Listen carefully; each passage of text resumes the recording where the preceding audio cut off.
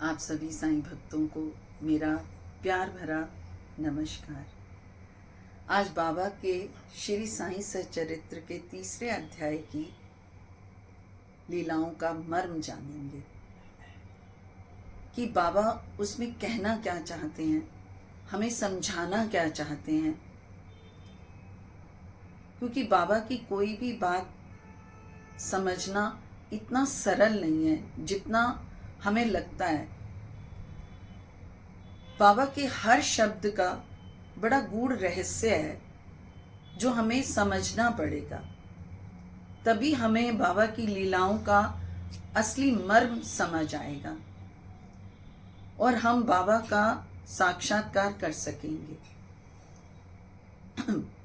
बाबा ने अपने श्री सच्चरित्र में लिखा और उनको हेमाड पंत को जब अनुमति देते हुए कहा कि मेरी पूर्ण अनुमति है कि तुम इसमें श्रद्धा रखकर और मेरे वचनों में विश्वास रखना और अपना मन स्थिर रखना। जब तुम अपना मन स्थिर रखोगे और मेरे वचनों में श्रद्धा होगी तो निर्भय होकर अपने कर्तव्य का पालन कर सकोगे। मन को स्थिर रखना, श्रद्धा रखना और निर्भय होकर पालन करना, जिससे जब मेरी लीलाएं लिखी जाएंगी तो अविद्या का नाश होगा और दैहिक बुद्धि नष्ट होकर भक्ति और प्रेम की तीव्र लहर प्रवाहित होगी। जब भक्ति की लहर प्रवाहित होती है तो क्या होता है? अब वो तो साधारण सी बात है कि बाबा ने उनको बोला कि भी लिखो और क्या कहते हैं, मन को स्थिर रखो, निर्भय होकर। एक आम आदमी अगर सोचे तो वो कहेगा ठीक है, आप मेरे को कोई काम दे रहे हो, मैं कर दूंगा, इसमें कौन सी बड़ी बात है। लेकिन बाबा का कहने का तात्पर्य ये था कि जब प्रेम और भक्ति की तीव्र लहर प्रवाहित होती है और जो कोई इसको गहराइयों से पढ़ेगा और खोज करेगा तो उसको अमूल्य रतन की प्राप्ति होगी, रत्नों की प्राप्ति होगी। अब अमूल्य रतन हीरे जवाहरात तो होते नहीं जिसको हम ये सोचें कि हाँ अमूल्य रतन प्राप्त हो जाएंगे, हमें बहुत सा धन दौलत और ये। लेकिन असली धन दौलत क्या है? हमारा उद्देश्य क्या है?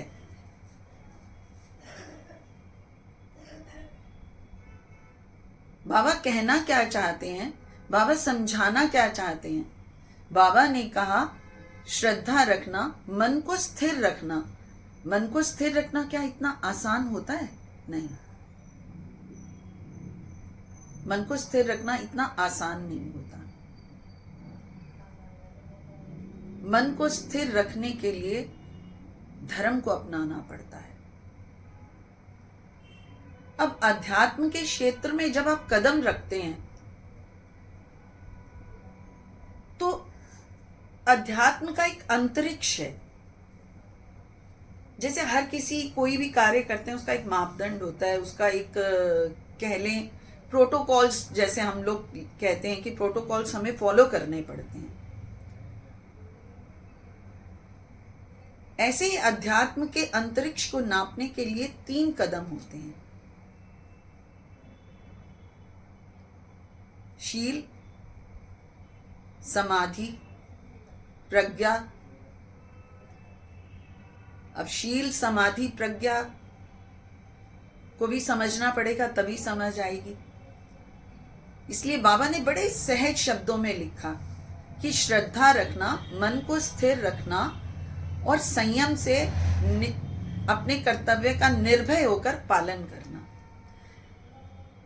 निर्भीकता कब आती है? जब हम अब इसको ऐसे समझ लेते हैं कि जब हम घर में कोई कार्य करने लगते हैं ना, बच्चे होते हैं हमारे, किसी अपने बिजनेस को या कोई कार्य ऐसा होता है या कोई भी ऐसा आप साधन ले लो जिसको हम करने जा रहे होते हैं और उसमें थोड़ी सी समस्याएं ज्यादा होती हैं या मेहनत ज्यादा होती है या बड़े पेचीदा होते हैं कुछ कार्य, उसको करने के लिए थोड़ा भय लगता है। लेकिन जैसे बच्चा घर आता है ना, वो कहता है पापा मैं देख तो आया हूं, मतलब समझ तो आया हूं, लेकिन मुझे ना डर लग रहा है कि क्या मैं कर पाऊंगा, मतलब आगे चल के इस तरीके से प्रॉब्लम आएगी, उस तरीके से प्रॉब्लम आएगी।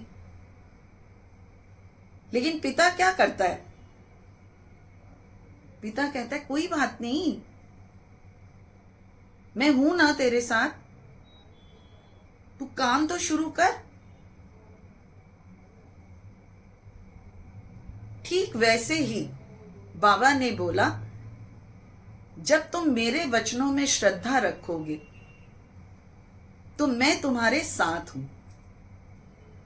और निर्भय होकर कर्तव्य का पालन करो। कहीं पर भी कोई मुश्किल आएगी तो मैं साथ हूं, क्योंकि बाबा तो जानते हैं कि जब किसी को कोई पोस्ट मिलती है ना, तो उसका एक अभिमान आना स्वाभाविक होता है। कहते हैं हस्ती को मस्ती होती है। और यहां तो बाबा का श्री साईं सच्चरित्र लिखने की बात है, छोटी बात नहीं है। लिखते लिखते कितने विचार ऐसे आएंगे उन्हें, ये सिर्फ बाबा जानते हैं, ये और कोई नहीं जानता।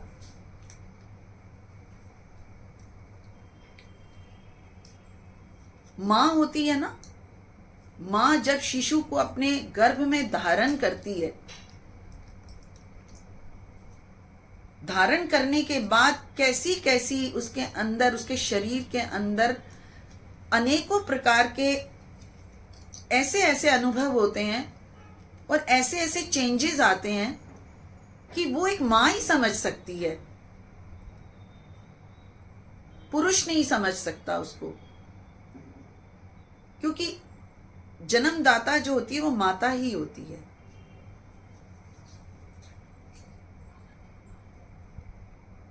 अब जैसे मैंने कहा, इस अंतरिक्ष को मापने के लिए, अध्यात्म के अंतरिक्ष को मापने के लिए 3 कदमों की जरूरत होती है।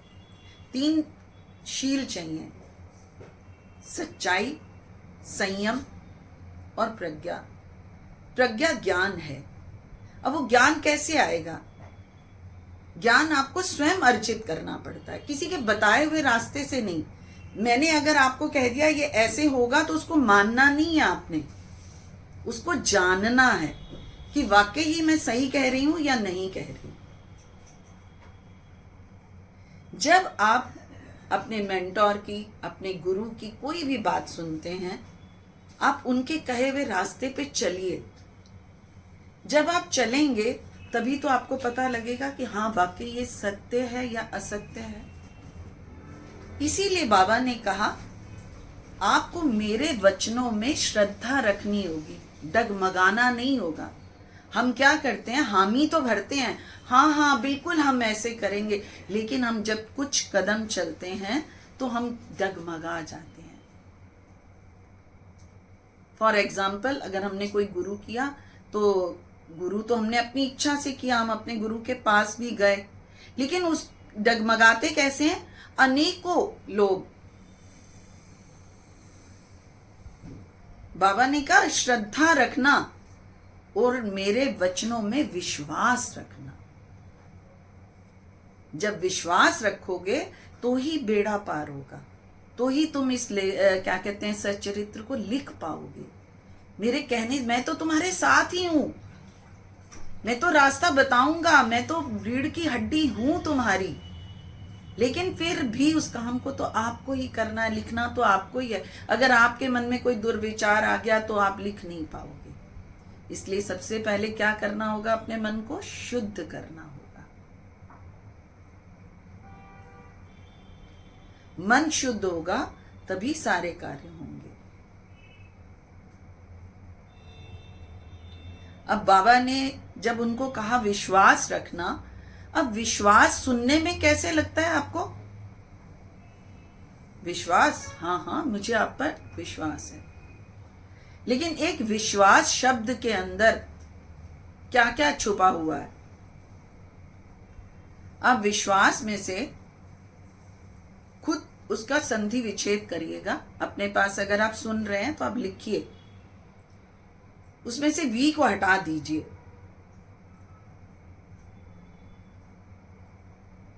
और आ और स को भी हटा दीजिए। क्या रह गया? शव। शव क्या है? मृत।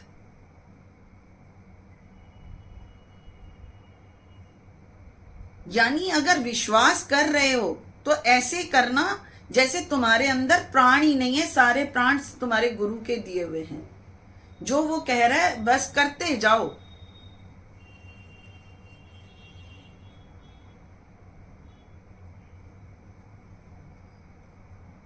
अब उसका विश्वास में से श्वास बनाओ। श्वास क्या है? आपकी आती जाती, जिसके कारण हमारे अंदर प्राण है।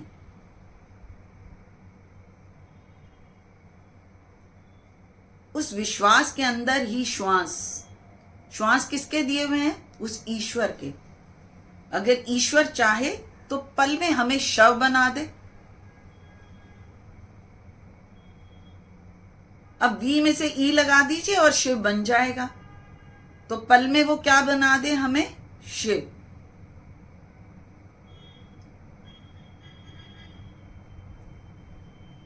अब शिव बनाया तो आपने उसको, अब व को हटा दीजिए और विष बन गया।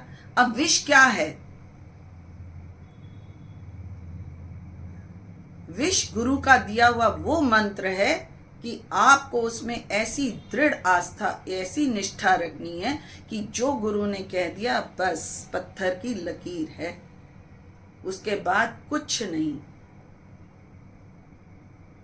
आपको दाएं से बाएं से कोई कुछ भी कहे, आपने बाबा के एपिसोड्स तो बहुत सारे देखे होंगे, उसमें बाबा के विरुद्ध कितने लोग थे।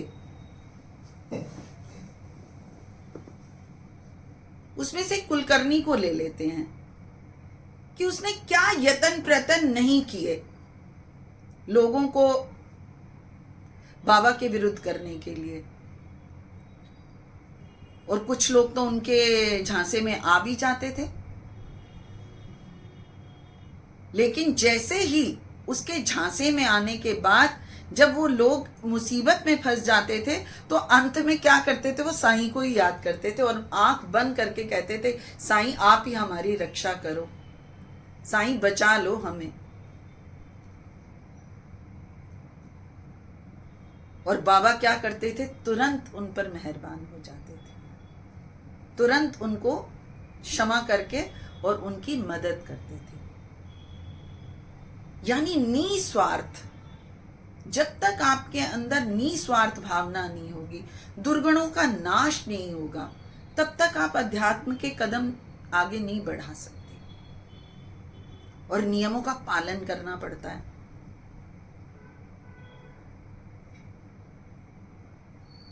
अब विश्वास में मैंने कहा विष। विष वो है कि आपको तप करना पड़ता है। तप का मतलब ध्यान। ध्यान जब हम करने बैठते हैं तो इतने विचार आते हैं, इतने विचार आते हैं, अच्छे भी बुरे भी। कभी किसी ने हमें कोई कष्ट पहुंचाया हो, उसके लिए मन में ऐसे ऐसे विचार रहेंगे, मैं उसके लिए ऐसे कर दूंगा, वैसे कर दूंगा। ओहो, मतलब विचारों का उपद्रव होता है उस टाइम। और ऐसा उपद्रव होता है कि आप खुद भी नहीं समझ सकते जब तक आप खुद स्वयं उस काम को करेंगे नहीं। बाबा के छोटे छोटे शब्द, श्रद्धा, सबूरी, निष्ठा, उन वचनों का पालन करना, ये सुनने में आसान लगते हैं,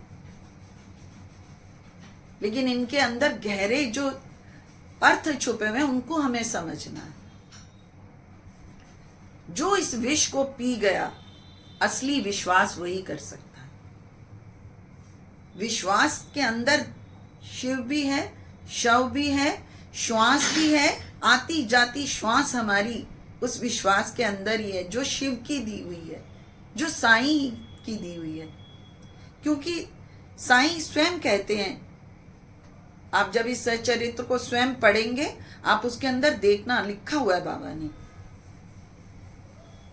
कि मैं ही नारायण हूं, मैं ही शिव हूं, मैं ही ब्रह्मा विष्णु महेश हूं। लेकिन मानो तो सही, विश्वास तो करो।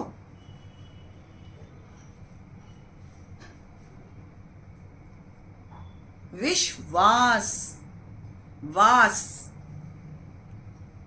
किसका वास? उस शिव का वास। शिव कौन? जो साईं रूपी हैं। बाबा ने कहा मुझ पर विश्वास रखो। जब तक तुम्हारी आस्था दृढ़ नहीं होगी, आस्था में ही तो विश्वास का वास है, श्रद्धा में ही तो वास है। बाबा कभी भी ऐसे शब्द नहीं बोलते थे। और कोई भी संत हो तो समझने की क्या जरूरत है? हर शब्द को समझो। बाबा ने कहा जो जितनी गहराई से इनका पठन करेगा, इन लीलाओं का गुणगान करेगा, उसके अंदर स्वतः ही प्रेम की लहर प्रवाहित होगी, भक्ति जागृत होगी। मैंने कहा विश्वास, विष। अब विष किसका पीना पड़ता है? जब हम ध्यान करने बैठते हैं तो 5 लुटेरे जो है ना, वो सबसे पहले आके डेरा डालते हैं।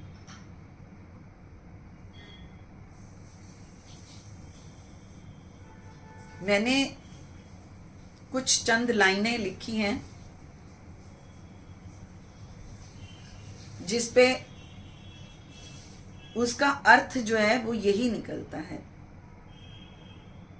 चल रे साधु चलो उस देश, जहां पानी में मिलते संदेश। चलो साधु चलो उस देश, जहां मिलते पानी में संदेश। पानी में संदेश कैसे मिलेंगे? सोचो। अब यहां पर फिर वही, अगर मेरे मेंटोर ने कहा कि मिलेंगे तो मिलेंगे, सोचना किसने है? मुझे सोचना है। अगर मेरी आस्था मेरे साईं में है तो 101% मुझे उसका अर्थ मिलेगा। कैसे मिलेगा? हमारा शरीर क्या है? 70% पानी है हमारे शरीर के अंदर। हमारे गुरु भी यही कहते हैं कि अपने ध्यान में बैठो। जितने संत महात्मा, हर एक ने अपनी अपनी तरीके से परोली की है। उन्होंने अपने अपने तरीके से समझाने की कोशिश की है। संत तो संत होते हैं, और संतों की वाणी, जो संत होगा, जो सच्चा संत होगा, उसकी वाणी आपको जरूर मधुर लगेगी।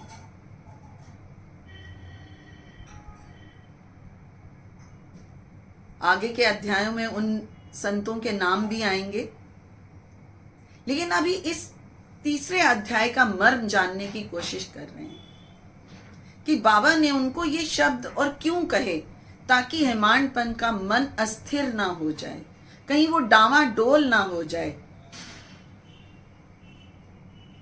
जब बाबा की वो लीलाएं लिखे, बाबा ने क्यों कहा? जब वो इसको गहराई से जब आप पढ़ोगे तो आपको स्वतः प्रेम की क्या कहते हैं, वो प्रवाहित होगी ऊर्जा, भक्ति जागृत हो जाएगी, दुर्गुणों का नाश होगा।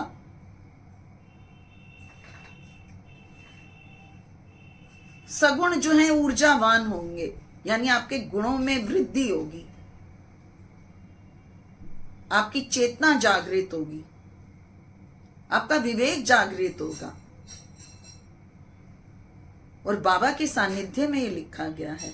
ये लिखा कब गया? और पढ़ हम आज रहे हैं, लेकिन आज भी जब पढ़ते हैं तो इसमें उनकी ऊर्जा है। उनकी कृपा है। बिना किसी ईश्वर के दिए कितने ग्रंथ जो ईश्वरों ने हमें वेदों के रूप में दिए हैं, वो आज भी पढ़ने से हमें क्यों उनके अंदर शक्ति महसूस होती है? क्योंकि वो दिव्य विभूतियां थी। उनकी ऊर्जा आज भी इनमें समाहित है। मैं सच कहती हूं, जब आप इसको बड़े ध्यान से सुनेंगे, जब ध्यान से पढ़ेंगे, तो आप स्वयं उन ऊर्जाओं को महसूस करेंगे। आज हम ये वीडियो बनाते हैं, लेकिन आप बिलीव नहीं करेंगे, वीडियो बनाना छोटी चाहते हैं लेकिन बन बड़ी जाती है। क्योंकि जब आप बाबा की लीलाओं का गुणगान करते हैं, आपको पता ही नहीं लगता कहां कहां से आपके अंदर से विचार उठते हैं और आप बोलने लग जाते हैं। मैं तो एक साधारण सी नारी हूं, मैं तो कुछ भी नहीं जानती। हाँ, लेकिन मैं प्रेम बहुत करती हूं अपने साईं से, चाहती बहुत हूं उन्हें।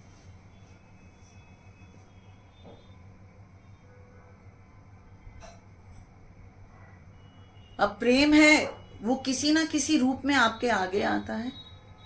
अब बाबा ने जब उनको ये सब कहा, जैसे कि मैंने आपको बताया कि विश्वास एक छोटे से शब्द के अंदर बहुत गहराइयां छुपी हुई हैं। जब हम श्रद्धा रखेंगे, हम विश्वास रखेंगे, हम निष्ठा से उस कार्य को करेंगे, तभी हम आगे बढ़ सकते हैं। गुरु हमें जो रास्ता बताता है, गुरु कहता है अपने अंदर झांको, अपने अंदर उस चेतना को जगाओ। जब तक वो चेतना नहीं जागेगी, विवेक जागृत हो नहीं सकता। आप धर्म के रास्ते पे चल नहीं सकते। अधर्म का तभी नाश होगा जब धर्म को अपनाओगे, और धर्म को अपनाने के लिए बहुत निष्ठा की जरूरत होती है, बहुत विश्वास की जरूरत होती है। उसके लिए नियम धारण करने पड़ते हैं, उसके लिए संयम धारण करना पड़ता है, उसके लिए सबूरी धारण करनी पड़ती है। मैंने पहले भी बताया कि आप आलती पालती मार कर जब बैठोगे, आप 5 मिनट नहीं बैठ सकते, क्योंकि काम, क्रोध, मद, लोभ, अहंकार आपको ऐसे आके जकड़ेंगे कि आपको मैं बता नहीं सकती।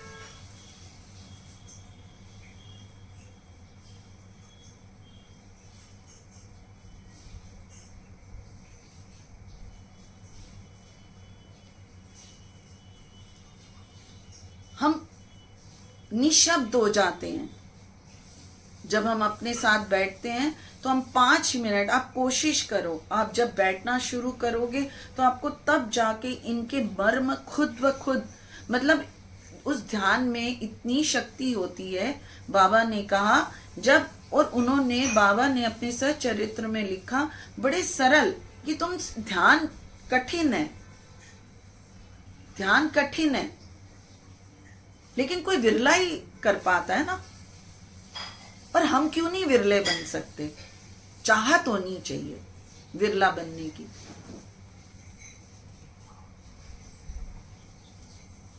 अगर हम में वो चाहत है, वो शिद्दत है, तो हम जरूर उसको पाएंगे। बाबा ने श्यामा से दृष्टिपात करते हुए इसलिए कहा कि जो इन लीलाओं का बहुत ध्यान से, गहराई से जब मनन करेगा, तो उसकी कुप्रवृत्तियां अपने आप नष्ट हो जाएंगी। बाबा ध्यान दिलाना चाहते हैं कि जब तुम ध्यान करोगे, और अगर तुम ध्यान नहीं कर सकते तो मेरी लीलाओं को ध्यान से पढ़ो। सच्चे श्री साईं सच्चरित्र को उठाया और उंगली से ऐसे ऐसे करते करते मत पढ़ो, उसका मध्यम स्वर में उच्चारण करो। आप ऐसे पढ़ो कि आपको आपकी आवाज सुनाई दे। मैं सच कहती हूं, जब आप इसका मध्यम स्वर में पठन करेंगे, और आपको जब तक इन शब्दों को अपने कानों में सुनाई ना दे, इतनी आवाज जरूर करना। आप 21 दिन ठान लो कि मैंने 21 दिन करना है। आप एक ही पाठ ले लो रोज, अब सारे पाठ मत लो, जो आपको अच्छा लगता है। 14-15 पाठ ऐसे हैं बाबा के अध्याय, अगर आप नित्य प्रतिदिन उनका पाठ करते हैं तो आप बहुत सी मुश्किलें आपकी आसान हो जाती हैं, बहुत से संकट स्वतः ही दूर होने लग जाते हैं उनका रोज पठन करने से। जब आप वो करेंगे तो आप खुद समझेंगे कि आपके अंदर खुद ना कुछ मतलब कुछ ना कुछ ऐसे इंडिकेशंस हो जाते हैं कि आप उस काम को खुद ही करने लग जाते हैं।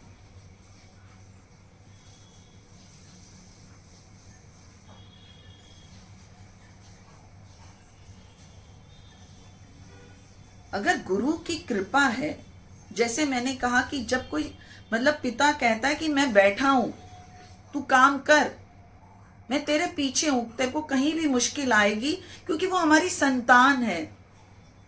माता कभी कुमाता नहीं बनती, और माँ की उपमा जैसा किसी को कोई माँ को कोई उपमा दे पाया आज तक? साईं ने माँ को ही क्यों कहा, गौ माता को ही क्यों कहा? वो अपने बच्चों का ऐसे ध्यान रखती है। जब माता अगर गौ माता का बछड़ा भूखा है तो उसके स्तन अपने आप क्या कहते हैं, दुधारू हो जाते हैं, दूध बहने लगता है उसमें से। माँ की भी यही स्थिति होती है। क्यों कहते हैं कि माता पिता का ऋण कभी कोई चुका नहीं सकता, और स्पेशली माता का।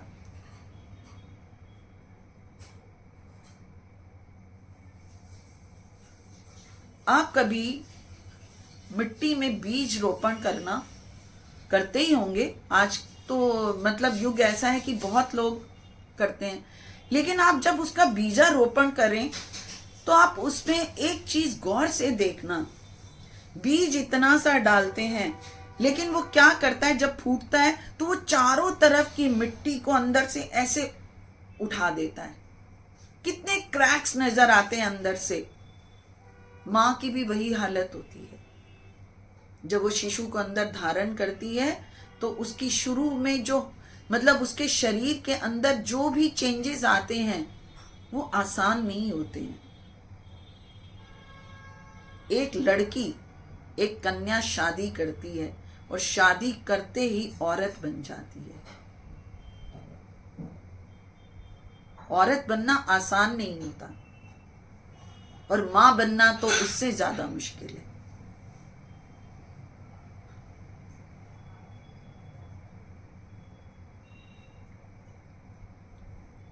मां अपने शिशु को धारण करती है, जन्म देते समय जो पीड़ा सहती है, और उस पीड़ा को क्षण में कैसे भूल जाती है, सिर्फ अपने शिशु का चेहरा देखकर। जो अपने शिशु का चेहरा देखती है वो सारे दर्द भूल जाती है, सारे के सारे दर्द। उसको एक दर्द नहीं याद रहता, और जीवन में कभी आप सुनेंगे भी नहीं कि वो बार बार इस चीज को दोहराती हो कि मैंने तुझे पैदा करते टाइम। वो बहुत कम क्षण होता है। जब बच्चों से बहुत नाराजगी होती है ना, तब माँ ऐसे बोलती है, अन्यथा नहीं बोलती। वो भी जीवन में एक आध बार।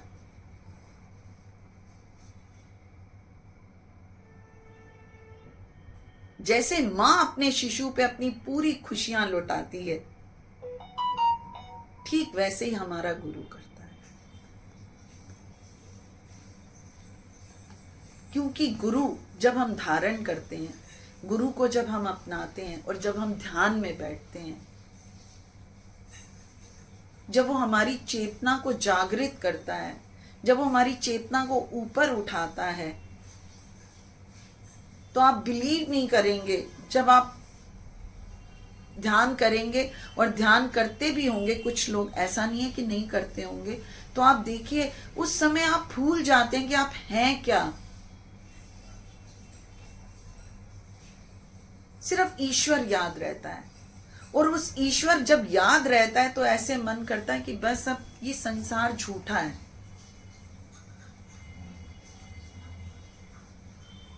आसक्ति, घृणा सब छूट जाता है। कैसी आसक्ति?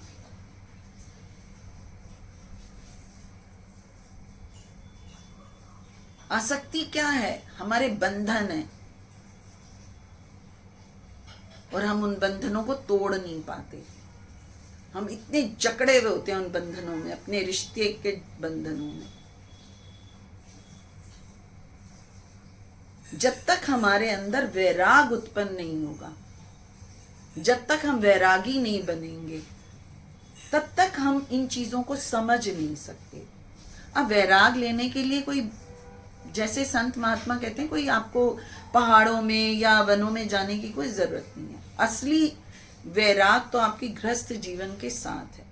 और वैराग मैं आपको एक उदाहरण देके समझाती हूं कि कैसे उत्पन्न होता है। एकदम नहीं उत्पन्न होता। और जो अच्छे आध्यात्म क्षेत्र में, जिनको बहुत अच्छी ज्ञान की मतलब ऊर्जाएं प्रवाहित होती हैं या बहुत अच्छे से समझ पाते हैं, तो वो कहीं ना कहीं वैराग उनको मिलता है तो ही वो कर पाते हैं। क्योंकि आसक्तियों की बेड़ियां तोड़नी पड़ती हैं, घृणा छोड़नी पड़ती है, निस्वार्थ होना पड़ता है उसके लिए। बाबा क्या करते रहे, जितना जीवन उन्होंने शिरडी में बिताया दूसरों के लिए ही तो जीते रहे। वो अपने लिए उन्होंने किया ही क्या। द्वारका माई में उन्होंने पूरा जीवन बिता दिया। जो मिलता था वो खाते थे। वो तो ईश्वर थे, चाहते तो क्या नहीं कर सकते थे। लेकिन वो हम लोगों को पाठ पढ़ाने के लिए, हम लोगों को अपनी लीलाएं दिखाकर समझाना चाहते थे। काम, क्रोध, मद, लोभ, अहंकार से छूटना इतना आसान नहीं होता। हर पग पे परीक्षा है। एक कदम उठाएंगे तो आपको दूसरे कदम की सोच वो करेगी कि अरे ये क्या से। सदाचार का पालन, नियम का पालन आसान नहीं होता। उसके लिए त्याग करने पड़ते हैं। जब तक आप त्याग नहीं करेंगे कुछ नहीं पा सकते। और बार बार हर संत महात्मा, हर युग में जब भी संत आए, उन्होंने एक ही तो वाणी बोली कि जानो अपने आप को, पहचानो अपने आप को, क्या करने आए हो। बाबा ने भी यही कहा कि जब आप सांसारिक वासनाओं से छुटकारा नहीं पा लेते तो आप कैसे मतलब उसमें सोच सकते हो कि आपको एक भक्ति और आपको एक प्रेम प्रवाहित होगा। आप उसको महसूस ही नहीं कर सकते। वासनाओं में आसक्ति होगी तो आपको प्रेम और भक्ति की लहर कैसे मिल सकती है। आप सब कुछ करो, आप अपने सब कर्म करो, लेकिन आसक्त होकर नहीं। उसमें आसक्ति मत करो, उसके साथ लिप्त मत हो जाओ।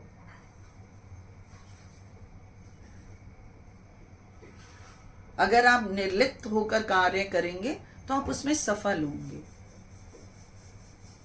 और ध्यान मुश्किल है, लेकिन तब तक, जैसे आप गाड़ी चलाते हैं ना, गाड़ी नई नई चलाना सीखते हैं तो क्या होता है, जब आपको आपका टीचर सिखाता है तो कई बार हम क्या करते हैं, स्टीयरिंग को नहीं पकड़ पाते। कभी टेढ़ा चला जाता है, कभी राइट की तरफ चला जाता है, कभी लेफ्ट की तरफ चला जाता है। फिर पैर को ये क्या कहते हैं, एक्सीलेटर देना पड़ता है, फिर गियर चेंज। यानी हम गाड़ी चलाते टाइम कितने काम करते हैं। हम गियर बदलते हैं, हम उस पे क्या कहते हैं, रेस पे पांव रखते हैं और उसके स्टीयरिंग को हाथ में पकड़ के मजबूती से रखते हैं। शुरू शुरू में कितनी बार ठोकर भी मार देते हैं। कई बार गाड़ी का एक्सीडेंट हो जाता है, क्योंकि नया नया सीखते हैं तो कुछ दुर्घटनाएं भी होंगी। हर पंथ ऐसा है, हर पथ पे आपको ऐसे ही कोई दुर्घटनाएं मिलेंगी। कुछ आपको समझ नहीं आएगा कि कैसे करें। अब बाबा के पास लोग शिकायत लेके रोहिला की आते हैं, ऐसा श्री साईं सच्चरित्र में लिखा हुआ है। अब आप खुद सोचिए कि रोहिला कौन है। रोहिला कुछ नहीं है, कोई नहीं है, वो आपके कुविचार हैं, कुप्रवृत्तियां हैं जो बार बार उठती हैं। जैसा कि मैंने कहा, काम, क्रोध, मद, लोभ, अहंकार, ईर्ष्या, तर्क, वितर्क। हम क्या करते हैं, अपने कार्यों को संभव करने के लिए हम कोई भी बहाना लगा देते हैं। हम किसी से भी, मतलब जब हम जब हमारी अहम चरम सीमा पर होता है ना, तो हम कुछ भी कर लेते हैं। हम अपने अहम को इतना पोषित करते हैं, इतना पोषित करते हैं कि हम उसके लिए चाहे घंटों हमें किसी से तर्क वितर्क करना पड़े, हम हारते नहीं है, क्योंकि हमारा अहम इतना चरम सीमा पे होता है। कहता है मैं कैसे हार मान लूं, मेरी तो गलती है ही नहीं, मैं कैसे हार मान सकता हूं, मैं नहीं हार मानता। और जब आप अपने गुरु के पास जाते हैं, जब आपको गुरु उपदेश देता है, तो आपको समझ आ जाती है, अरे काय का बहस करना। जैसे ही आप, यानी एक्सेप्टेंस, जो जैसा है। भाई रोहिला अगर चीख चीख के कह रहा है अल्लाह हो अकबर, अल्लाह हो अकबर, तो कोई बात नहीं, आप उसका अल्लाह हो अकबर सुनते रहो ना, क्या फर्क पड़ता है। आप ध्यान में बैठे हो, आपका ध्यान भंग नहीं होगा अगर आपका मन ध्यान में है। अगर आप ध्यान से बैठे हो, आपका मन अपने साईं में है, आपका मन अपने ध्यान में है, आप अपने शरीर के अंदर झांक रहे हो, आपको अपने शरीर का ध्यान होना चाहिए बस। बाकी बाहर कोई क्या कर रहा है नहीं कर रहा, उससे आपको कोई लेना देना नहीं। जिस दिन ऐसा आपके साथ होगा, उस दिन आप सोचना, आप थोड़ा सा अपने ईश्वर के पास आ।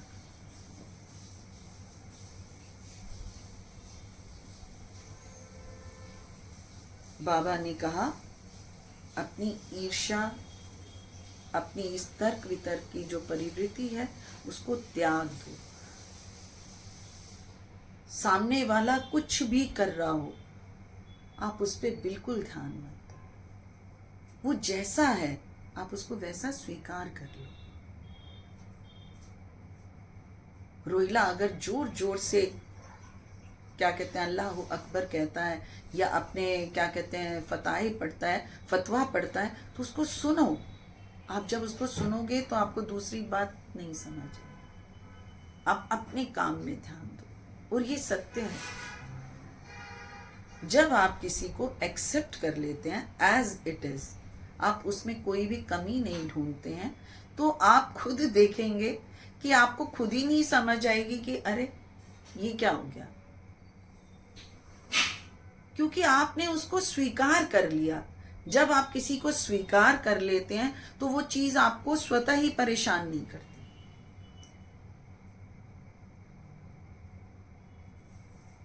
एक परेशान करने वाला आदमी आप आजमा लेना, जो आपको सबसे ज्यादा परेशान करता हो ना, आप प्रैक्टिकली इसको टेस्ट करना। जो सबसे ज्यादा आपको परेशान करता हो आदमी, आप उसके समक्ष बैठना, और उसके समक्ष बैठे हुए ही आप अपने मन के अंदर आप ये कहना कि ये जैसा भी है ना, हे ईश्वर, मैं इसको ऐसा ही स्वीकार करता हूं, और अगर इसने मुझे तंग किया है या ये मुझे परेशान करता है, तो मैं इसको माफ करता हूं। आप जितनी देर भी उसके सामने बैठो, और जितनी देर भी वो आपके सामने बैठा हो, चाहे आप बात कुछ भी कर रहा हो, पर आपके मन के अंदर यही विचार चलना चाहिए। आप टेस्ट करना, आप चेक करना इस चीज को। आप जैसे ही ये करेंगे, आप खुद सोचेंगे, आपका ही मन कहेगा नहीं यार, ये तो ऐसा नहीं है, ये तो बिल्कुल ठीक है, कोई दिक्कत नहीं है, कोई बात नहीं। आप खुद ही उसको क्षमा कर देते हैं। ये ताकत है।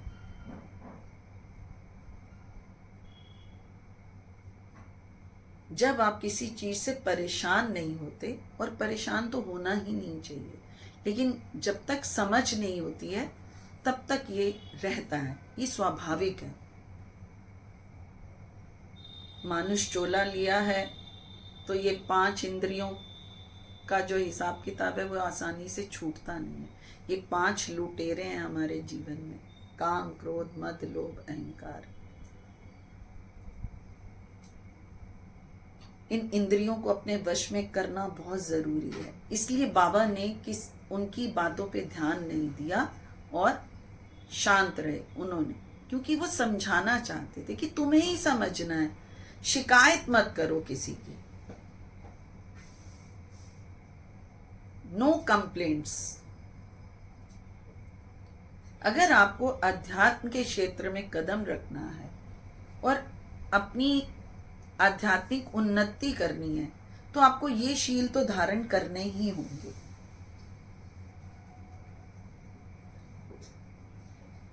जब आप ये शील धारण करते हैं और ज्ञान अपना, जब तक आप ध्यान में नहीं बैठेंगे, और नहीं बैठ सकते, बाबा ने बड़े सरल शब्दों में कहा, आप मेरे लीलाओं का पठन बहुत ध्यान से करो और भक्ति से करोगे तो तुम्हें सब कुछ स्वतः ही मिल जाएगा। और ये सत्य प्रमाणित है।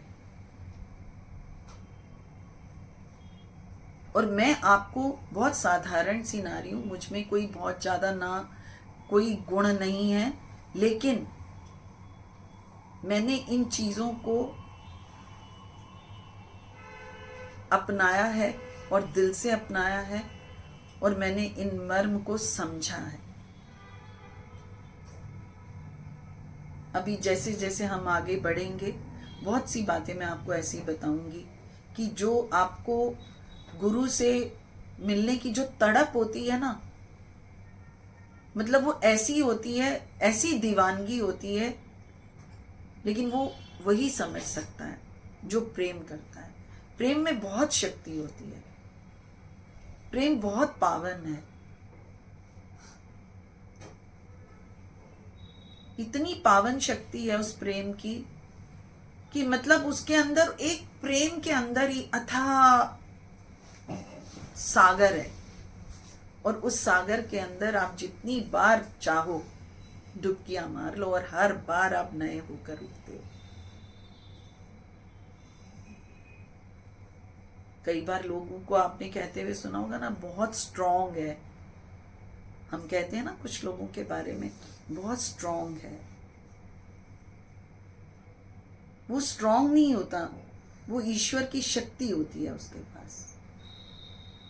इंसान तो इंसान ही होता है और गलतियों का पुतला है, पल पल पे, हर पग पग पर गलती करता है वो, और हम भी करते होंगे, ऐसा नहीं है कि हम नहीं करते होंगे।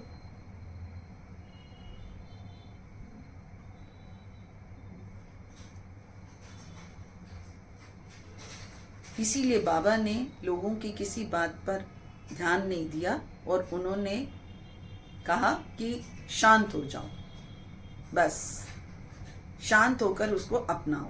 कहने का अर्थ ये था कि वो जैसा भी है उसको स्वीकार कर लो। जब स्वीकार कर लोगे तो कोई लड़ाई झगड़ा कुछ नहीं रहेगा, क्योंकि बाबा का एम था प्रेम बांटना, कि पूरी शिरडी जो है वो प्रेम से रहे।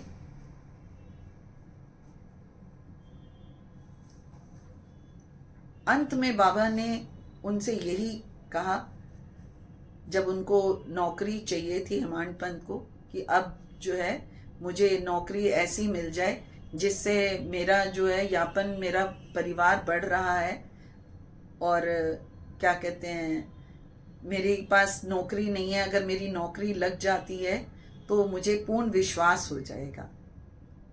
तो बाबा ने कहा नौकरी मिल जाएगी, क्योंकि बाबा के हर शब्द में एक अमृत बरसता था। और वो अमृत कैसे मिलता है? वो प्रेम से मिलता है। बाबा का था प्रेम था अपने भक्तों पर। आप किसी संत के सामने खड़े हो जाते हैं, मैंने पिछली बार भी कहा था कि मैं उस संत को, महाराज जी को देखती रही और मेरा मन नहीं हुआ कि मैं उनसे नजर हटाऊं। हमें तो वो सौभाग्य प्राप्त नहीं हुआ साईं बाबा के पास, क्योंकि तो बहुत पहले थे। लेकिन जितने लोग जो शिरडी में रहे, जिनको वो मौका मिला, ये तो वही बता सकते हैं कि एक गुरु के सानिध्य में रहने पर क्या आपको प्राप्त होता है। जिन्होंने भी बाबा को इतने दृढ़ विश्वास से चाहा, तो वो क्या महसूस करते थे, उनके लिए मतलब कुछ नहीं चाहिए होता उसके अलावा, वो भूल जाते हैं। उनके लिए सिर्फ गुरु के सानिध्य में रहना ही उनको अच्छा लगता है। वो कितना कमाते हैं, उनके पास कितना आता है, उनको किसी चीज से नहीं। और बड़ी मतलब दुर्भाग्यपूर्ण स्थितियां भी होती हैं कि जब जब संत हुए, जब जब,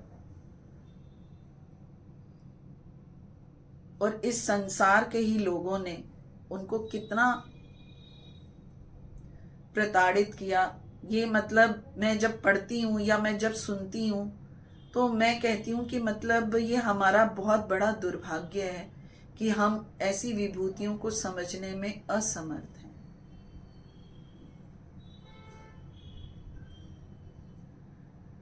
इसीलिए आप जागो, खुद के साथ बैठो। बाबा ने कहा ध्यान बहुत मुश्किल है, लेकिन मुश्किल तब तक होता है जब तक आप उस कार्य को करते नहीं हैं। जैसे मैंने कहा गाड़ी चलाना, जब आप गाड़ी चलाना सीख जाते हैं, जब आपको ड्राइविंग आ जाती है तो आप क्या करते हैं, गाड़ी तो आप चला रहे होते हैं लेकिन फ़ोन पे भी बात कर रहे होते हैं, चल भी रहे होते हैं, कभी कभी गाने सुनते हैं, कभी कुछ, यानी एक साथ गाड़ी चलाते हुए कितने काम कर लेते हैं आप। क्योंकि क्या अभ्यास हो गया, अब आपके लिए वो मुश्किल नहीं है।